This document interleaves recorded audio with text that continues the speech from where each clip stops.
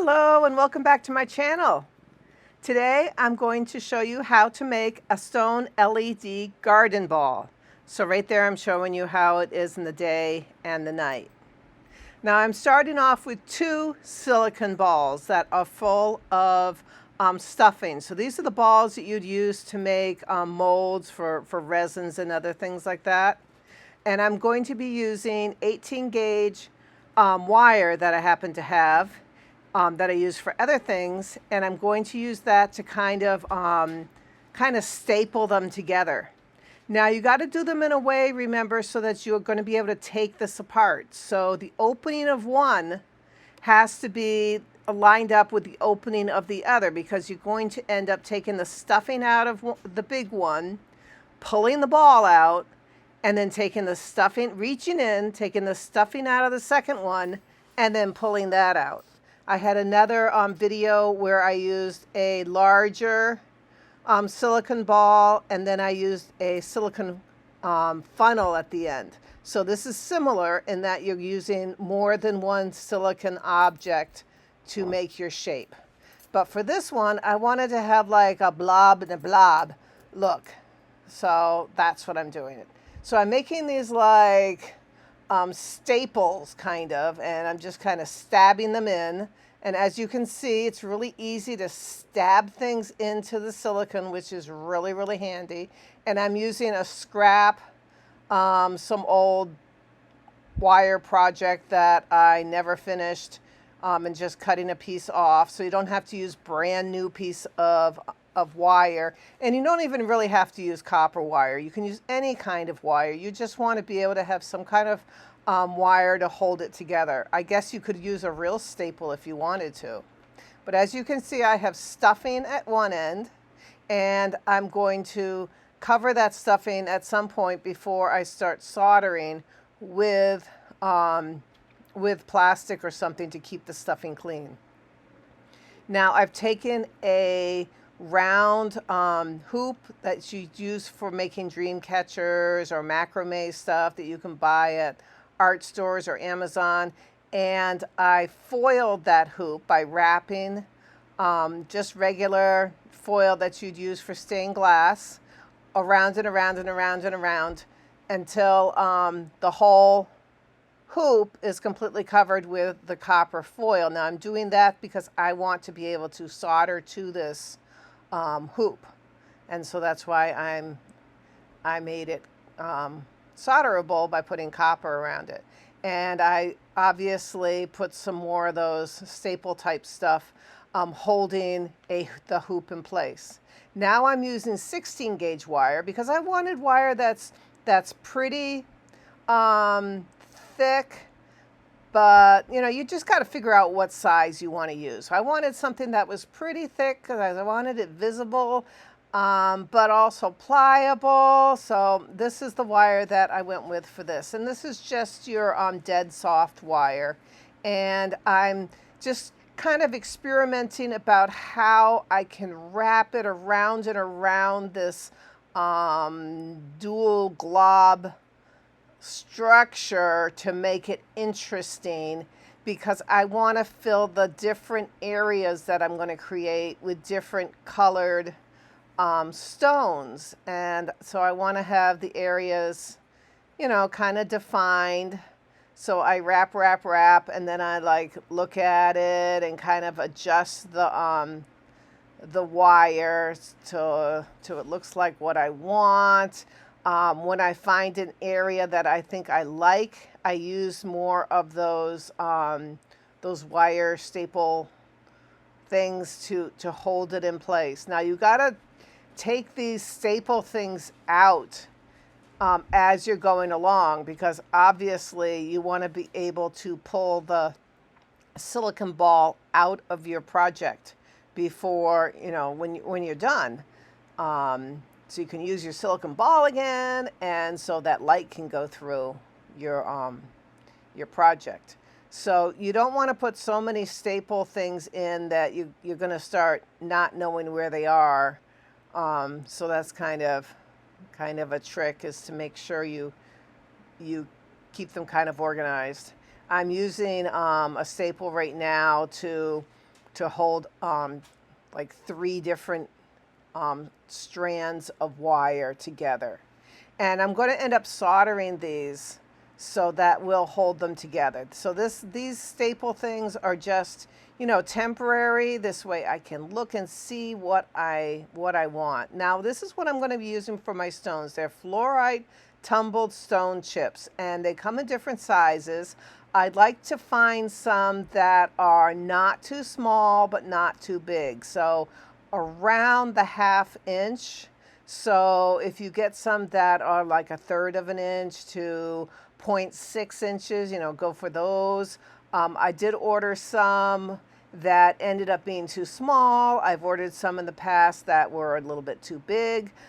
So for this size project, I want them all to be around the 1/3 of an inch to about 3/5 of an inch. So that would be like 0.35 to 0.65 kind of range. And what I'm doing right now is I am taking 7/32 inch. It happens to be black backed foil because that's my best foil that I have. I want it to stick really well. And I'm taking that 7/32 inch foil and I'm cutting it in 3 different long pieces so that I have very thin strip of foil to use, this copper foil to use, and I'm wrapping it around the widest part of the stone, so it's kind of like parallel and making a ring around the stone, and then I'm smoothing it out as you saw. So you got to make sure you smooth it out because you want to press it into so it's really sticking as well as can be to your stone, because it's not like wrapped around like normal stained glass work. You're not wrapping around the outside. So the only thing that's really holding it in place when you're done is the stickiness of the foil. So the soldering that I'm doing right now, you know, it might overlap here and there, and it's going to help hold it together, but a lot of the holding power is going to be the stickiness. And if you heat it up too much when you're doing your soldering, you're going to find that your stone is just going to fall right out of your project. So you want to it's kind of a blend of, you know, how hot should my iron be? I want to be able to do it quickly, but I don't want to overheat it so that they fall right out.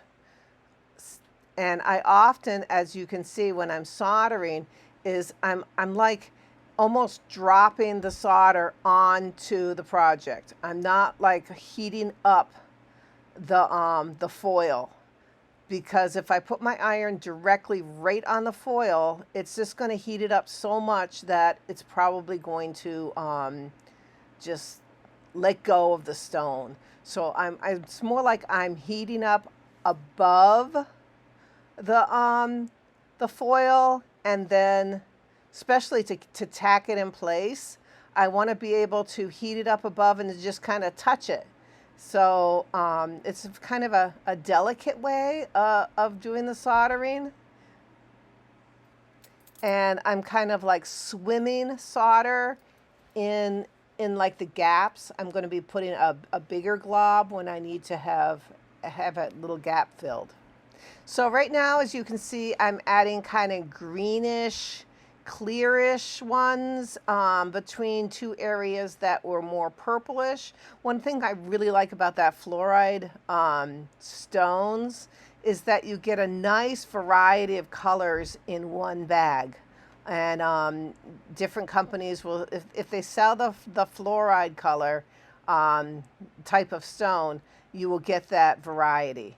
You can also just buy one type of stone, and then you could buy a different type of stone for a different section if you want a variety. And I do have a project that I'm going to be doing soon, which will have a variety of different stones used for the different colors. Another thing I like about the fluoride is they have like lines and variety with it. You can see right there, I'm taking one of the staple type things off because, you know, I don't want to solder them in place.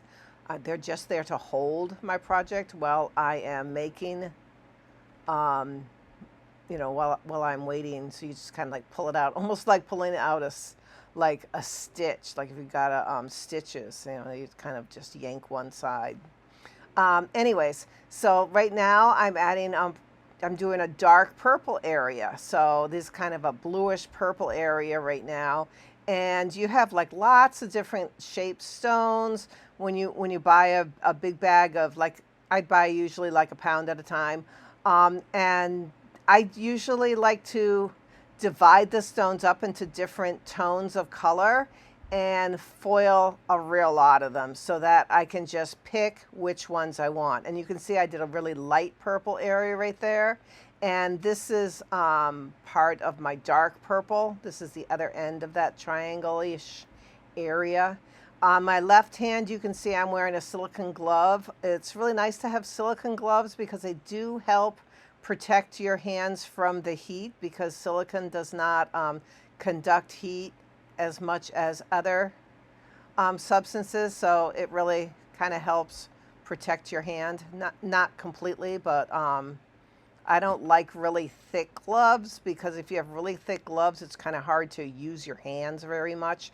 So I use kind of thin silicone gloves. But of course, the drawback there is that, yeah, they don't protect your hand as much as they could if it was a thicker glove.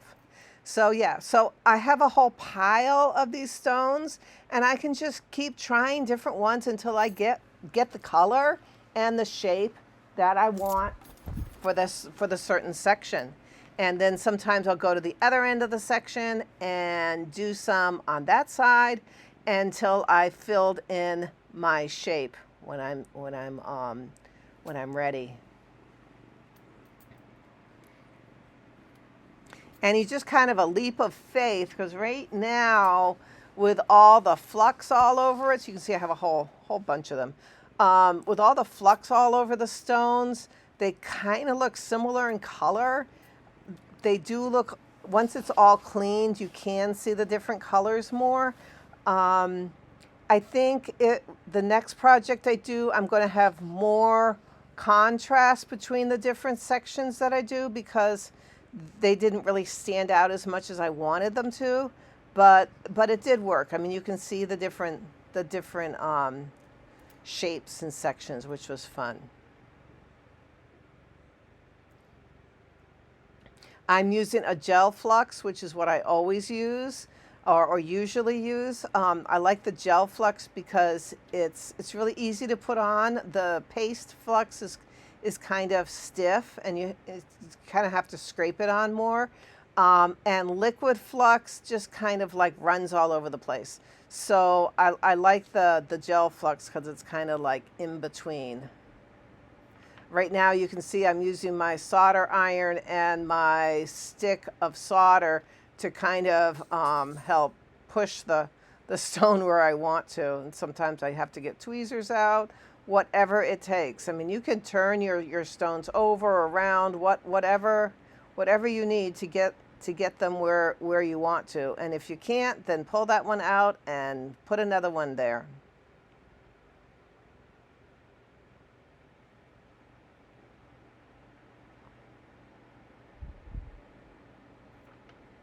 So I obviously know that I want that up a little bit more, so I kind of like used the solder, the new piece of solder that I'm holding in my left hand, and I use that to kind of like push it in place.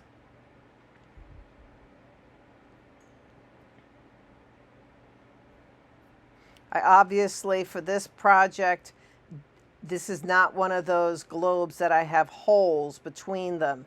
The whole globe is going to be completely, it's either stone or solder or wire. It's not going to have air holes like some of the ones I made. Now this area obviously has more of a magenta-y color, which the bag of stones that I got didn't have that many of this color, so I did decide to save them for a small area. You know, so you kind of have to figure out what you have a lot of and, you know, go from there. I kept the more magenta-y color toward the one that I already did to kind of keep that kind of a border color. So I can have more magenta there, and then I'll add. You can see one of my stones fell out. Actually, two of them fell out while I was, I think, taking a staple out. So I have to put one back in. So you can either use the same, you know, clean the one that you have and refoil it, or find another one that fits the spot and solder it in. So that's what I did here, was I just found one that was similar in size, and I'm adding solder to fill the gaps and fill that one in. So here again, if one falls out, you can completely repair the whole area, take the foil out and everything, or you can just try to find a stone that fits the spot and fill in the rest with solder.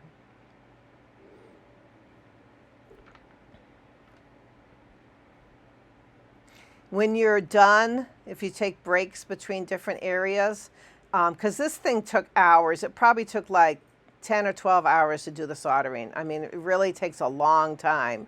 And the actual wrapping of each stone, an average of 1.5 minutes a stone. So yeah, it's not like a quick project, but in between the days that you're working, I would suggest washing your project if you can, because it'll just clean up so much easier if it's freshly soldered than if you wait until, you know, a few days later till you have it all soldered. And another nice thing about this silicone ball that I'm using is, as you can see, you can stab pins in it whenever you want to hold your project in place.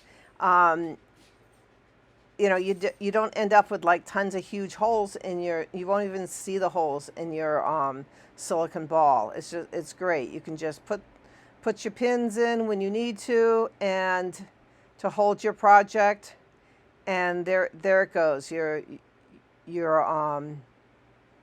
have an extra set of hands by using pins, and I usually use just straight pins. Now you want to make sure that your hot solder doesn't get too close to your sewing pin, because it will solder onto the pin.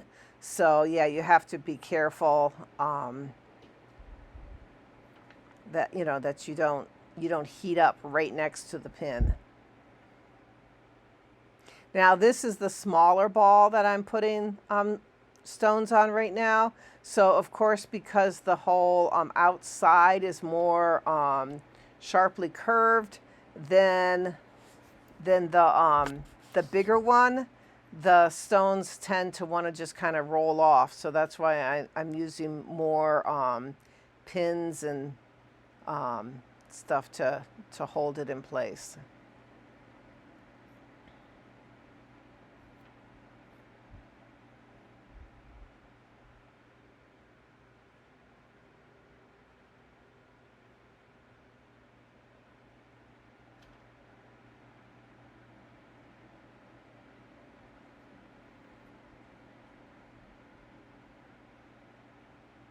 Now I also, of course, tilt the whole project and put it on different supports when I'm working, to help hold it at different angles, to try to balance the work while I'm soldering.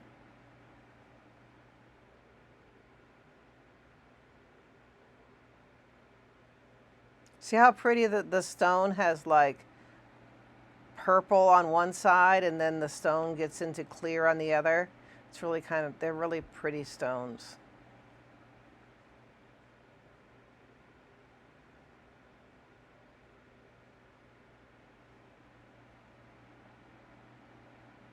And once you put flux on the foil, and then you heat up one part of the foil going around a stone, it will blend into the cracks between, and you don't have to worry about trying to get the solder between the stones.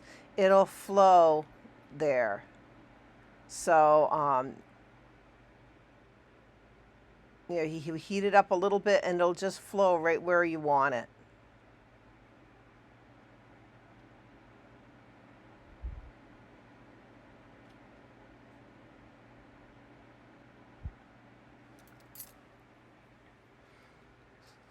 Now I have my blob completely done, and I'm taking the plastic off the bottom because I said, you know, you want to be able to protect your puff so you can use it again and again. And so now I'm pulling the stuffing out of the larger of the two balls. And then oh, there's more stuffing. Okay, we got to get that stuffing out too.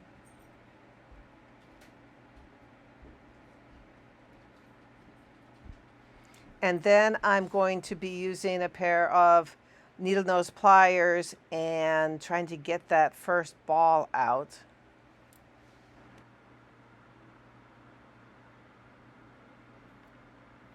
And these silicone balls are really quite strong, so you can really give them a good yank. That's if you undid all of the staples, of course, when you were working, because that would be really bad if you didn't. The second ball was a little bit harder to get out. I guess I have to buy some longer pliers to try to get it out easily. But this is the 2-ball thing when I was done. And they're really pretty, and they're pretty in the daytime, just kind of hanging there outside. And then I had, of course, my LED lights that I put in it. And at night, they light up very pretty at night also. So it was a lot of fun. So go create and have fun. Thanks for watching. Bye-bye.